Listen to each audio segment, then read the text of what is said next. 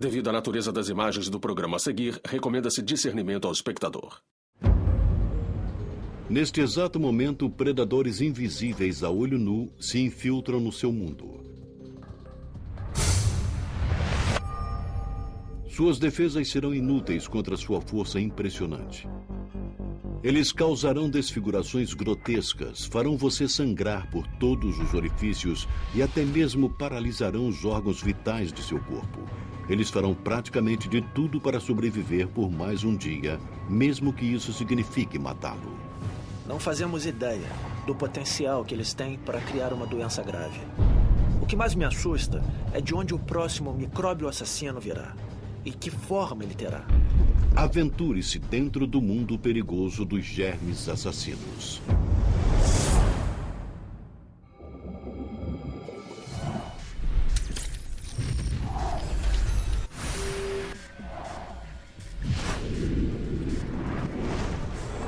Ciência viva. Bactérias, vírus e parasitas, todos têm algo em comum. São germes, as criaturas mais antigas e minúsculas da mãe natureza que só são visíveis através de um microscópio. Quantidades incontáveis desses micro-organismos espreitam à nossa volta. Muitos são benignos. Alguns são até benéficos para nós, como os probióticos, que são bactérias boas que vivem em nossos estômagos e combatem as bactérias ruins. Mas existem outros que nos deixam morrendo de medo porque podem matar violentamente. Baseada em seu potencial de produzir doenças globais e sofrimento humano, aqui estão 10 dos mais alarmantes germes do nosso planeta atualmente. Número 10, os Streptococcus do grupo A, chamados de comedores de carne. Umas férias no Havaí deveriam ser um passeio divertido e relaxante para Gary Aguiar e sua família. Mas, à espreita nesse paraíso tropical, havia um predador microbial pronto para atacar sua próxima vítima. Durante uma excursão de mergulho, Gary arranhou a canela em um coral debaixo d'água. Eu estava caminhando pela praia e notei que na minha perna esquerda havia um arranhão que estava particularmente profundo. E escorria muito sangue dele. Bem, eu pensei, vou lavar e você sabe, ele vai secar no sol quente do Havaí, então eu não pensei mais naquilo. Em 48 horas, Gary estava com um tipo violento de enfermidade tão severa que foi levado correndo para o hospital. Eu me lembro dos médicos entrando e me dizendo que eu estava com uma infecção na perna e precisavam cortá-la inteira. A bactéria feroz, Strep, do grupo A, havia de alguma forma penetrado no ferimento feito pelo coral na canela de Gary e se espalhou rapidamente. Estava provocando a fasciite necrosante, mais conhecida como doença da bactéria devoradora de carne. Ela é extremamente rara, cerca de 1.200 casos por ano nos Estados Unidos. Mas o que a torna tão assustadora é que 1/3 dos casos resulta em morte. Uma vez dentro do corpo, o Strep do grupo A começa a se multiplicar imediatamente. As bactérias vivem para se reproduzir, e esses micróbios unicelulares contêm todo o mecanismo necessário para seu crescimento e multiplicação. Mas ao contrário do mito popular, o Strep do grupo A não come carne literalmente. Ele se multiplica no tecido da pele, liberando toxinas ou proteínas que destroem o tecido saudável. Isto permite que a bactéria penetre no tecido para se alimentar e assim se reproduzir. Quando as bactérias estão em tecido morto, não há como esse tecido mandar sinais dizendo combatam essa infecção. E não há como os glóbulos brancos do sangue agir, porque tecidos mortos não enviam sinais para pedir ao sistema imunológico que venha ajudá-los. O tecido morto não permite que os antibióticos cheguem. Os antibióticos precisam entrar pela corrente sanguínea. Por isso, eles também não penetram nesses tecidos mortos. Como os antibióticos não podem atingir o Strep do grupo A e destruí-lo, o único tratamento é a cirurgia, que consiste na remoção radical do músculo e do tecido morto que contém a bactéria. A doença é chamada de fasciite necrosante porque a bactéria causa inflamação da fáscia, a membrana que separa os músculos. Se você pensar nos seus músculos como gomos de laranja, as fáscias são a parte de fora, a cobertura dos gomos. As bactérias conseguem se mover melhor ao longo dessas fáscias planas do que avançar através dos músculos. Elas podem se mover por essas áreas com relativa rapidez. Se os germes destrutivos não forem removidos cirurgicamente, alguns podem escapar pela corrente sanguínea e podem atacar livremente qualquer parte do corpo. Ao tentar combater as infecções, o corpo pode liberar substâncias chamadas citocinas e outros tipos de sinalizadores que fazem com que a pessoa tenha fuga de fluidos pela corrente sanguínea para dentro dos pulmões, podendo também paralisar os rins ou atingir o fígado. E isso foi exatamente o que aconteceu com Gary Aguiar. Antes que os cirurgiões pudessem remover todo o tecido morto, as bactérias já tinham invadido a corrente sanguínea e atacado os órgãos vitais. Eu continuei a ter insuficiência renal, entrei em diálise contínua, então comecei a ter insuficiência pulmonar e depois insuficiência cardíaca. Meu irmão veio dos Estados Unidos, ele e minha mulher conseguiram um padre católico que me deu a extrema unção. Parecia que o strep do grupo A havia levado outra vida. Mas após 40 dias no hospital, Gary milagrosamente sobreviveu para confrontar o que as bactérias deixaram para trás. Minha perna estava coberta de ferimentos enormes. Parecia um filme de terror. É uma doença muito grave. Aqueles que sobrevivem, os médicos frequentemente têm que cortar pedaços de tecido, músculo e frequentemente membros inteiros para salvar o paciente. Você não é mais a mesma pessoa depois. Mesmo se perder um braço ou uma perna, essa perna pode não funcionar tão bem, porque a maioria dos grupos musculares importantes foram mortos pela infecção. Com tanto músculo removido, movimentos atléticos são agora dolorosos para o Gary. Essa é a parte de trás da minha perna. Aqui, bem aqui. Essa é a maior ferida. Aqui todos reparam. Aqui, acima do joelho, foi onde eles possivelmente removeram grande parte do tecido. E por isso esse músculo está meio saltado aqui e entorpecido aqui. O strep do grupo A é uma bactéria comum que existe em todos os lugares. Neste momento está localizada nas gargantas de milhões de americanos e por razões inexplicáveis não causam nenhum dano à maioria deles. Mas se ela entrar em contato com um ferimento aberto, o germe cruel pode causar a doença da bactéria devoradora de carne. Provavelmente ela poderia viver pelo menos vários dias em superfícies diversas. Pode viver sobre mesas, maçanetas, alças. Foi até descoberta viva na água do mar. Bom, existem muitas bactérias por aí que se pode pegar das pessoas. Mas para mim, acho que ia contrair na água. O estreptococo do grupo A é uma bactéria terrível, mas existe outro germe que pode ser ainda mais assustador. Malhar na academia no passado nos mantinha saudáveis. Agora pode ser perigoso para a nossa saúde. Número 9. MRSA.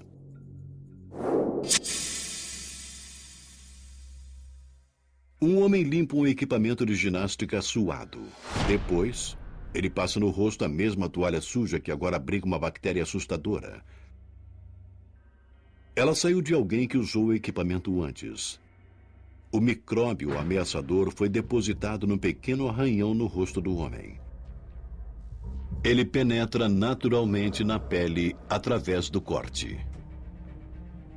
Dentro de dias, uma única célula dessa bactéria se reproduz em milhares de células bacterianas que liberam toxinas para paralisar o sistema imunológico e assim continuar se multiplicando. Furúnculos horríveis surgem no rosto da vítima enquanto os glóbulos brancos combatem as bactérias e as toxinas. Durante esse conflito microbiano, algumas bactérias podem se infiltrar na corrente sanguínea, onde causam uma variedade de problemas que podem ameaçar a vida. Pode ser em qualquer órgão do corpo humano. O Staph áureo pode infectá-lo. Esta é provavelmente a patogenia mais versátil. Ele faz de tudo nos humanos. O estafilococo áureo resistente à meticilina, mais conhecido como MRSA ou SARM, é uma supercepa de estafilococo. Diferente da bactéria Strep do grupo A, o SARM é muito mais preponderante e fatal. Um novo relatório do CDC estima que mais norte-americanos morreram de infecções causadas pelo SARM do que HIV em 2005. Cerca de 19 mil perderam a vida por SARM, comparado a 17 mil de HIV. As bactérias estão entre os menores e mais antigos organismos vivos. São criaturas unicelulares que comerão qualquer coisa para sobreviver e se reproduzir. Por isso, os humanos são frequentemente o prato principal. As bactérias podem ser fatais, principalmente na medida em que elas podem ser oportunistas ao nos usar como recursos. Desta forma, as bactérias se aproveitam das toxinas para penetrar nas nossas células e liberar recursos preciosos que estão disponíveis dentro de nossas células e usá-los para o crescimento bacteriano. O SARM surgiu nos hospitais nos anos 60. Lá ele poderia facilmente ser transmitido devido à abundância de peles expostas, cortes e ferimentos, onde ele poderia entrar no corpo. Agora, uma nova cepa chamada SARM, adquirida em comunidade, está espalhando a doença em quase todos os lugares onde os humanos entram em contato uns com os outros. Por isso, agora ninguém está salvo de sua fúria. Não sabemos exatamente de onde veio. Provavelmente de um organismo, um micróbio estafilococo, que pegou esse elemento genético e estava capacitado a disseminá-lo com eficiência. Isso vem acontecendo repetidamente pelo mundo todo. A cepa do SARM de comunidade adquirida era comumente encontrada entre atletas de esportes que envolvem contato de pele com pele, o que frequentemente causa cortes e ferimentos. O SARM é conhecido como um supermicróbio porque é resistente aos antibióticos comumente usados, inclusive a meticilina, uma forma de penicilina feita do fungo Penicillium. Assim, é um desafio tratá-lo. Restam ainda alguns antibióticos que são de segunda linha, que não são usados com frequência e que poderão tratá-lo. Os médicos preferem manter esses antibióticos de reserva para infecções sérias. A questão é que, se os médicos derem esses que estão na reserva, as bactérias se modificarão e surgirão casos de resistência a eles. Um micro-organismo é resistente a antibióticos quando ele consegue resistir a eles, entre outras coisas, mudando sua estrutura de superfície. E o aumento de bactérias resistentes a antibióticos, como o SARM, pode, na verdade, vir do nosso uso excessivo de antibióticos. Damos ao organismo um motivo para desenvolver características resistentes. E parte disso é o que chamamos de pressão seletiva. Assim, em áreas onde as pessoas recebem grandes quantidades de antibióticos, dá a esse organismo em particular, que é resistente ao antibiótico, a chance de reproduzir. Geralmente é assim que vemos surgir a resistência. A resistência a antibióticos pode ser transmitida entre bactérias quando duas bactérias diferentes se engajam na forma de acasalamento microbiano entre si. Durante esse processo, elas podem trocar o DNA, um ácido nucleico que abriga o código genético de todos os organismos, e parte desse DNA carrega genes resistentes a antibióticos. O aumento de bactérias resistentes a antibióticos como o SARM alimentou temores de que o combate contra os nossos adversários microbianos está aumentando. A não ser que novas drogas sejam desenvolvidas, os humanos estarão constantemente se esquivando das balas. Eu acredito que o SARM será muito difícil de ser erradicado. O que nós vimos é um jogo de gato e rato. Nós desenvolvemos os antibióticos e as bactérias se tornam resistentes a eles. Até agora ainda não conseguimos vencer esse jogo. O SARM é de longe um dos germes mais ameaçadores. Mas existe outro organismo furtivo que usa um cúmplice para atacar. Alguns germes terríveis deram meia volta ao redor do mundo para infligir doenças globais. E agora, uma delas está a centímetros da nossa porta da frente. Noites quentes de verão trazem as pessoas às ruas para se refrescarem. Mas espreitando no escuro, um inimigo está pronto para dar sua picada fatal. Número 8. O vírus do Nilo Ocidental. Um mosquito pousa sobre o braço de uma mulher. ele injeta sua saliva na pele dela enquanto suga sangue para se alimentar. Mas na saliva desse mosquito existe um vírus, um organismo cuja única missão na vida é fazer mais vírus. Aqueles que podem te deixar mortalmente doente. A mulher tem somente um inchaço da mordida que coça. Contudo, o vírus entrou no seu corpo.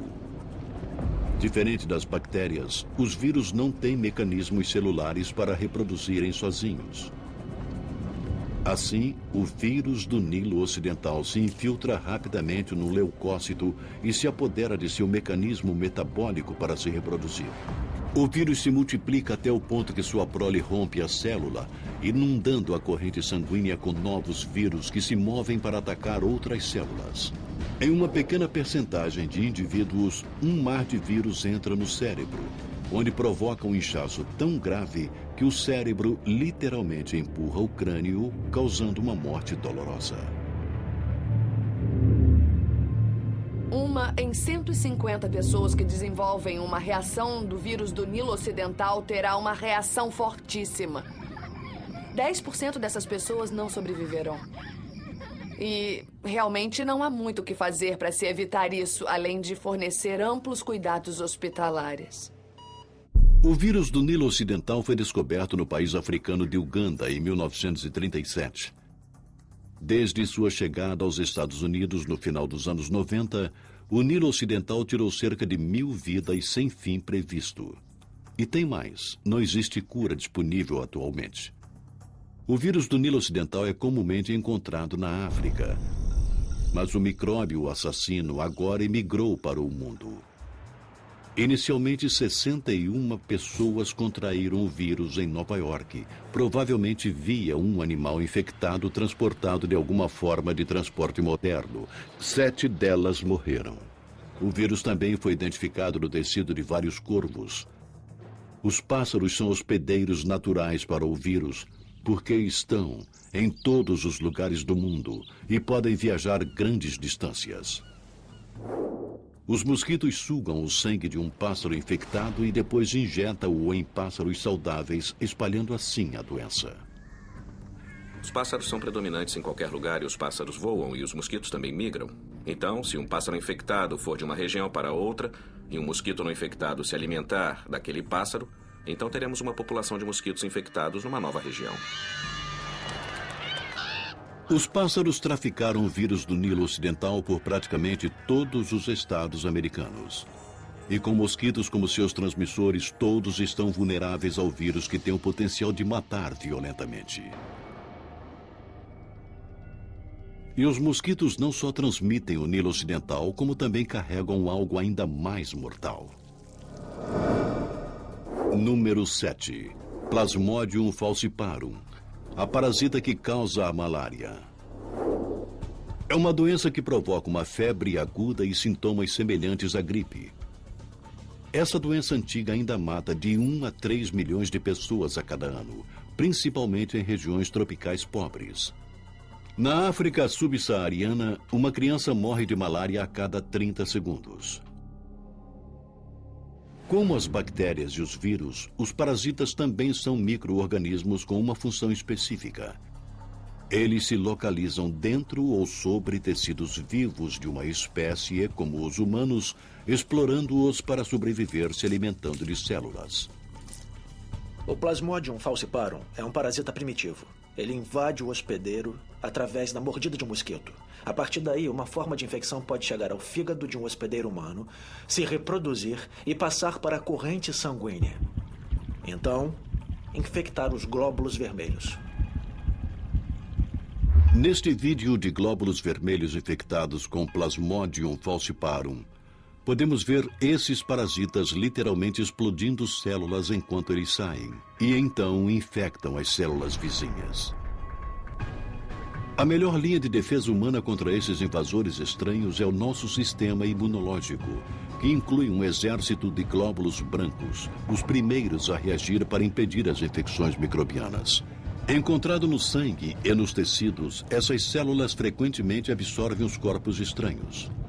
Mas os parasitas da malária são furtivos. Eles se escondem dentro do fígado e dos glóbulos vermelhos, onde permanecem quase invisíveis ao sistema imunológico, enquanto se multiplicam e finalmente matam as células. Nos casos graves, a malária massacra tantos glóbulos vermelhos que causa anemia grave, falência múltipla dos órgãos, coma e morte. O parasita Plasmodium falciparum permanece uma ameaça em potencial para quem vive ou visita regiões tropicais. Mas existe um germe ainda mais assustador que pode atacar qualquer um em qualquer lugar do mundo. É um assassino global, um dos maiores dos tempos modernos. Você pode estar se perguntando por que o próximo vírus é considerado um dos germes mais assustadores. Número 6. O vírus influenza, que causa a gripe. O vírus pode parecer inofensivo, mas a maioria de nós já o pegou várias vezes na vida e viveu para contar a história. Mas não se engane, a gripe não é como um resfriado comum. A gripe pode matar, e algumas cepas são profundamente mortais. O vírus influenza é assustador porque é facilmente transmissível por contato direto e indireto com uma pessoa infectada. A cada ano, a influenza ataca de 3 a 5 milhões de pessoas, resultando em até 500 mil mortes em todo o mundo. São 30 mil mortes a cada ano só nos Estados Unidos, de uma variedade comum de influenza humana, e nós subestimamos esse fato. A influenza é altamente contagiosa. O vírus é comumente transmitido através da inalação de gotículas de uma pessoa infectada que tossiu ou espirrou em você. Uma vez no corpo, o vírus começa a se reproduzir. Nosso sistema imunológico vem nos socorrer produzindo células T citotóxicas. Estas são anticorpos ou proteínas que podem inativar o vírus.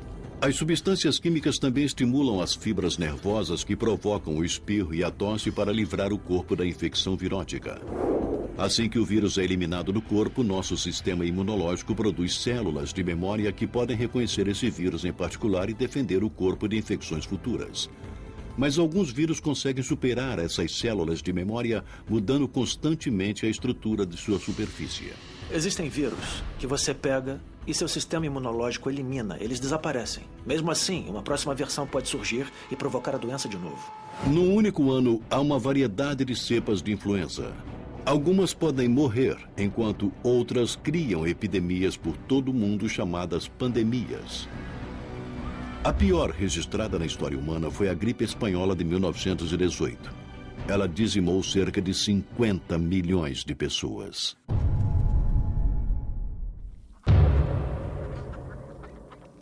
Provavelmente a maior ameaça de doença infecciosa que nós, a espécie humana, enfrentamos é a doença conduzida pelos animais. E é quase certo ser uma doença conduzida pelos pássaros e provavelmente será a influenza. Como o Nilo Ocidental, o vírus influenza tem um reservatório de centenas de milhões a bilhões de pássaros por todo o mundo. E quando os pássaros migram por longas distâncias, eles podem trocar cepas de influenza por um processo chamado recombinação, quando 2 vírus dentro de um animal trocam genes. Como resultado, um vírus novo ou modificado surge e pode ser passado para outros animais. Essa é a oportunidade para 2 cepas diferentes de influenza co-infectarem o mesmo animal ao mesmo tempo. E surge então um reagrupamento genético do vírus, contra o qual talvez não tenhamos nenhuma imunidade. Nossa melhor defesa contra o vírus da influenza é a vacina anual, que é feita normalmente da combinação de vírus vigentes tornados inativos através de um processo químico. Quando vacinados, o sistema imunológico reconhece os agentes da vacina como invasores estranhos. Os anticorpos ou as células T citotóxicas são produzidas para destruir os invasores, e as células de memória se lembram deles. Quando o vírus vigente aparece, as células de memória reconhecem seu código de proteína na vacina e o neutralizam antes que possa causar a doença. Mas como os vírus da influenza estão em constante mutação, precisamos de novas vacinas a cada ano. Assim, é uma batalha constante entre nós e eles. E muitas vezes, os germes vencem.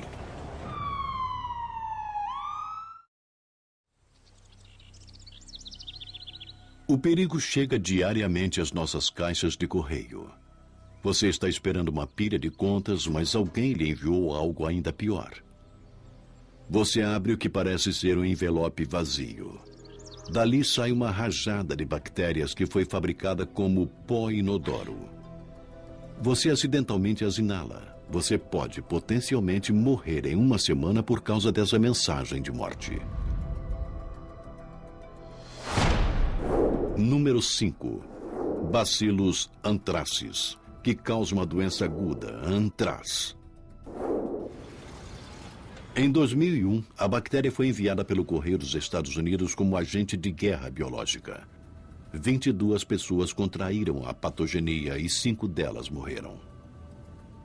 Se tivesse esperado mais um dia, eu teria morrido, pois eu tinha tanto antraz no meu organismo que deveria ter morrido. Embora esses incidentes sejam raros, o que faz o antraz ser assustador é que, se não for tratado, o índice de mortalidade é de mais de 90% em 48 horas da inalação da bactéria. Por isso, o Centro de Controle de Doenças classificou o antraz como agente de categoria A, significando que ele apresenta um maior potencial para provocar um desastre humano global. Quando os Estados Unidos tinham um programa de armas biológicas, o organismo favorito, caso se quisesse provocar a morte, seria o antraz. Porque ele é muito resistente. Uma vez feito em forma de esporo, ele ficará tranquilamente dentro de uma caixa numa prateleira durante anos e permanecerá infeccioso. E o bioterrorismo não é a única forma que o micróbio antraz pode matar. Em seu estado natural, esse germe em forma de esporo é encontrado no solo e é praticamente indestrutível. Seu esporo pode sobreviver inofensivamente por 100 anos. Mas se ingerido por um animal ao pastar, os esporos inativos de alguma forma tornam-se bactérias ativas e germinam dentro do animal, provocando uma doença terminal. Quando o animal morre, as bactérias ativas voltam ao estado de esporos. Eles, por sua vez, se tornam uma fonte de infecção para os humanos, tanto pela ingestão da carne contaminada, quanto pelo contato com uma lesão na pele ao se manipular o animal morto. Os Estados Unidos vacinam o gado, por isso as infecções são raras. Mas por não ser uma regra mundial, está espalhando o terror nos pastos e pradarias de todo o planeta. Ovelhas, gado e, em ocasiões muito raras, humanos, a não ser que se tratem imediatamente, quase sempre morrem. Uma forma rara e altamente letal de transmissão é através da inalação de esporos que vêm de animais em decomposição. Uma vez inalado, os esporos de antraz vão para os pulmões. Os leucócitos chegam rapidamente ao local e absorvem os esporos, transportando-os para os linfônodos, que existem por todo o corpo e agem como filtros ou armadilhas para partículas estranhas como as bactérias. Mas uma vez nos linfônodos, os esporos de antraz cativos se transformam de bactérias inativas para ativas, matando os leucócitos nos linfônodos. Assim, esses germes fatais ficam livres e são liberados dentro da corrente sanguínea. Na verdade, começarão a se dividir e crescer dentro da corrente sanguínea e lá produzirão uma série de toxinas que nós coletivamente nos referimos como toxinas do antraz, que atinge diretamente o hospedeiro. Além disso, elas também reprimem o sistema imunológico, permitindo que as bactérias cresçam em números muito altos dentro do hospedeiro humano. Em menos de uma semana, esses demônios microbianos conseguem se multiplicar a números tão altos e segregam tanta toxina que os vasos sanguíneos começam a vazar incontrolavelmente. A perda de sangue por esses vasos sanguíneos resulta em falência múltipla dos órgãos e morte. O tratamento antibiótico é eficaz se administrado durante a primeira manifestação da doença, para impedir que a bactéria cresça e reverta a doença. Mas uma vez que uma certa concentração de bactérias e toxinas atingem o interior do hospedeiro, os antibióticos não fazem mais efeito. O Bacillus anthracis permanece alarmante, mas os germes mais assustadores são resultado da natureza ou de alguma outra força sinistra. O fato é que a natureza fez um bom trabalho ao criar alguns dos mais diabólicos e terríveis vírus que temos conhecimento. Na verdade, pode-se argumentar que a natureza fez um trabalho muito melhor do que nós faríamos. O próximo germe pode se tornar um agente ainda mais mortal do que o antraz. Número 4. O ortopoxvírus variolae, que causa varíola. A varíola é o organismo que não me deixa dormir à noite quando eu penso sobre a ameaça de terrorismo biológico. A varíola é uma doença assustadora porque o vírus é facilmente transmitido através da inalação ou contato físico com uma pessoa ou objeto infectados. Só no século XX matou 500 milhões de pessoas por todo o mundo. A forma severa, conhecida como varíola hemorrágica, tem um índice de fatalidade que vai de 90% a 100%. Diferente de outros vírus, os humanos são sua única presa. Uma vez dentro do corpo, o vírus da varíola se multiplica nos glóbulos brancos, baço, medula óssea e linfônodos, causando febre e toxemia antes de liberar sua fúria total. Depois de 2 semanas, o vírus se aloja em pequenos vasos sanguíneos da pele e da boca, apoderando-se de células para usar seu mecanismo metabólico para a reprodução. Ao se multiplicar, o vírus produz supuração, pústulas infecciosas e hemorragia na pele e nas mucosas. Tudo isso leva a uma morte dolorosa.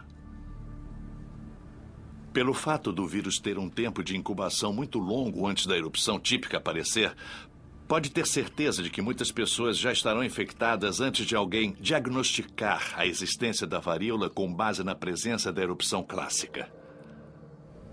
No século XX, a varíola assolou terrivelmente a população humana. Em 1979, ela foi finalmente erradicada através de um programa de vacinação global. A doença se foi, mas o vírus da varíola sobrevive. Sob acordo internacional, os frascos restantes da varíola deveriam ser guardados em 2 locais vigiados. Um no Centro de Controle de Doenças em Atlanta, Geórgia, e outro em Vector, um laboratório biológico na Rússia Central. Foi pedido aos países que enviassem o vírus da varíola isolado ou acumulado para um desses 2 laboratórios. Não há absolutamente uma forma de verificar se isso foi feito. É possível que exista o vírus da varíola, não intencionalmente, mas simplesmente por descuido, dentro de freezers em vários locais por todo o mundo. Entre outras coisas, o vírus da varíola é mantido por seus valores medicinais no desenvolvimento de vacinas para outras enfermidades. Mas muitos se preocupam se os frascos restantes do vírus podem chegar a mãos erradas e ser usados como agente de guerra biológica. O programa de vacinação foi há tanto tempo que as células de memória dos que foram inoculados não são eficazes para armar um contra-ataque. Atualmente não há normas para vacinar a população em geral contra possíveis agentes de bioterrorismo. Se alguém se apossasse do vírus da varíola e decidisse usá-lo como arma biológica, seria um pesadelo. Porque o vírus se dissemina muito rapidamente de pessoa a pessoa, e se isso acontecesse, seria improvável conseguirmos deter sua deflagração com a vacinação. A varíola tem o potencial de matar de novo. Por isso é o número 4. Mas existe outro germe antigo que nunca parou de matar, praticamente desde o início da civilização humana. Você está caminhando nas montanhas. O ambiente parece tranquilo e sereno. Mas perto dali, um assassino espera pacientemente por sua próxima vítima. Número 3. Yersinia pestis, que causa a peste bubônica. Um bando de pulgas está infestando o esquilo morto. Ao sugar o sangue do animal para sua sobrevivência, as pulgas também ingerem bactérias traiçoeiras. Os germes não matam as pulgas, mas as usam como transporte. Agora, as pulgas procuram por outra fonte de sangue, e por acaso é você. As bactérias aproveitam a carona. Você sente mordidas nos braços. A saliva das pulgas, agora cheias de bactérias, é injetada na sua pele através de sua boca em forma de tubo. Você as espanta e continua a caminhar.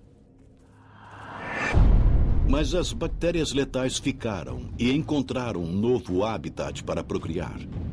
Elas vão para os linfônodos regionais e começam a se multiplicar. Isso causa inchaços do tamanho de laranjas em suas axilas, pescoço e virilha por causa da inflamação e dos glóbulos brancos que correm para o local. Finalmente, os glóbulos brancos morrem, o pus cresce e os linfônodos se rompem, liberando bactérias e toxinas letais na corrente sanguínea. Sem um tratamento com antibióticos, você morrerá numa semana do choque ou do sangramento espontâneo dentro da pele e mucosas. A Yersinia pestis é uma bactéria antiga que causa a peste bubônica. Só no século XIV, a doença acabou com 75 milhões de vidas. Frequentemente descartada como uma patogenia do passado, a doença bacteriana continua a matar até 2.000 pessoas em todo o mundo anualmente.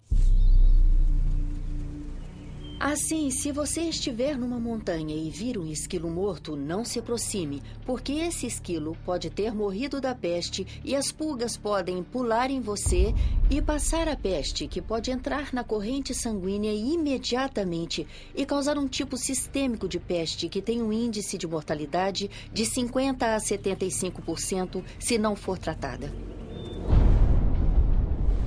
Yersinia pestis é considerada por muitos como o germe mais letal da história da civilização humana, embora outro germe aterrador talvez possa superá-lo.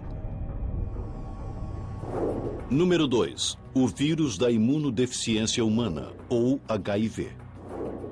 O HIV pode provocar a síndrome da imunodeficiência adquirida, conhecida como AIDS, que já tirou cerca de 25 milhões de vidas desde 1975.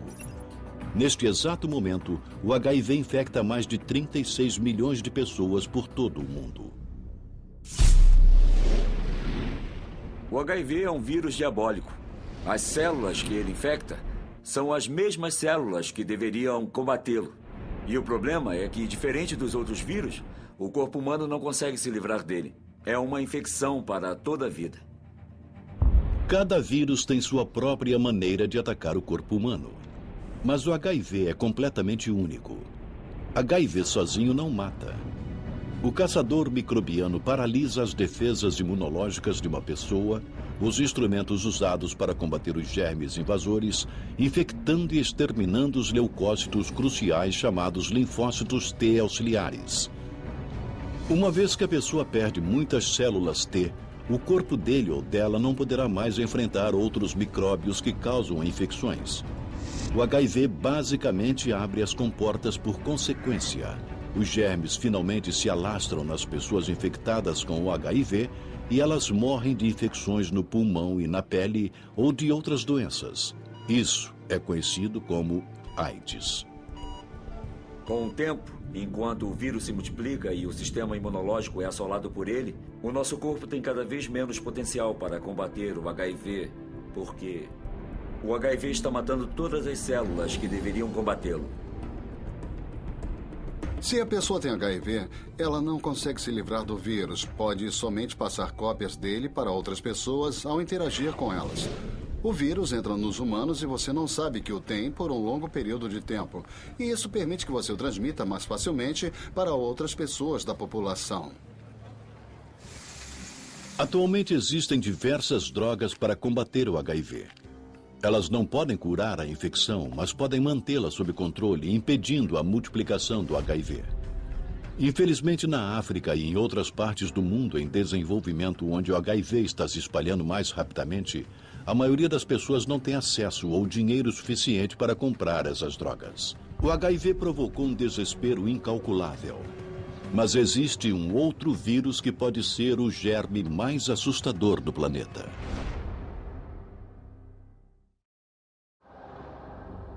Então, qual é o germe considerado por muitos o mais ameaçador que existe na face da Terra? Acredita-se que a origem desse assassino é a República Democrática do Congo, na África. Caçadores voltam de uma caçada bem-sucedida. Eles capturaram e mataram os chimpanzés para alimentar suas famílias famintas. Mas, em vez disso, eles podem estar condenados a uma sentença de morte. Suas facas e mãos ensanguentadas estão cobertas do que pode ser o germe mais letal do planeta. Número 1. O vírus Ebola. Esse predador microbiano causa a febre hemorrágica Ebola, uma manifestação hemorrágica que tem praticamente 100% de índice de mortalidade, o maior de todas as patogenias conhecidas. E o que é pior, não tem cura. O vírus Ebola é altamente fatal. É um dos vírus mais letais conhecidos a atingir os humanos. O Ebola é chamado de hot vírus porque é muito letal. E a transmissão da doença ainda permanece sem confirmação. Originalmente, acreditava-se que os gorilas e os chimpanzés eram os hospedeiros da patogenia. O vírus não afeta seus hospedeiros. Eles são meros portadores do vírus. Mas novas e surpreendentes evidências sugerem que morcegos frugívoros da África Central podem ser os hospedeiros, que por sua vez infectam as espécies de macacos. O Ebola é transmitido para os humanos através do sangue ou fluidos do corpo de um animal ou de um humano infectado que tenha contraído a doença. Centenas já foram vítimas desse micróbio na África Central. Existe um ritual em algumas tribos da África onde o corpo do parente falecido é lavado por todos os membros da família. Bem, esta é uma receita perfeita para a disseminação do Ebola de uma pessoa para outra, porque esse sangue está repleto de vírus. Uma vez que o Ebola entra no corpo, o vírus pré-seleciona vários tipos de células. Finalmente entra nas células que revestem os vasos sanguíneos, onde se multiplica tão rapidamente que destrói as superfícies dos vasos, causando hemorragia interna intensa. O vírus Ebola se infiltra na corrente sanguínea, causando a formação de coágulos de sangue, que por fim irão bloquear o suprimento de sangue para os órgãos principais. Isso leva à falência dos órgãos. De 1 a 2 semanas, a coagulação leva à morte por um processo de colapso total, com hemorragia espontânea ocorrendo de todos os orifícios possíveis. A pessoa tem uma morte violenta sangrando por todos os orifícios e às vezes até minando o sangue pela pele. Contrair o Ebola pode ser raro para o cidadão comum do mundo. Mas já que o vírus se espalha com uma velocidade destrutiva e não há vacina ou tratamento aprovados, o CDC classificou o vírus Ebola como um agente de bioterrorismo de categoria A. Isso significa que ele tem o mais alto potencial para catástrofes adversas de larga escala em humanos. Não há evidências de que o Ebola possa ser transmitido por via respiratória a humanos, mas mostraram que ele pode ser transmitido por via respiratória em macacos. Isso é um pouco assustador. É uma transmissão mais fácil do que a transmissão por contato com sangue. Esses germes assassinos vieram com certeza para ficar. Mas a qualquer momento, um desses monstros terríveis poderia ser retirado da lista. No futuro, um germe ainda mais assustador poderia surgir. Ainda mais contagioso, resistente a todas as drogas e ao nosso sistema imunológico. A humanidade enfrentaria o Armagedon microbiano de uma das menores criaturas do mundo.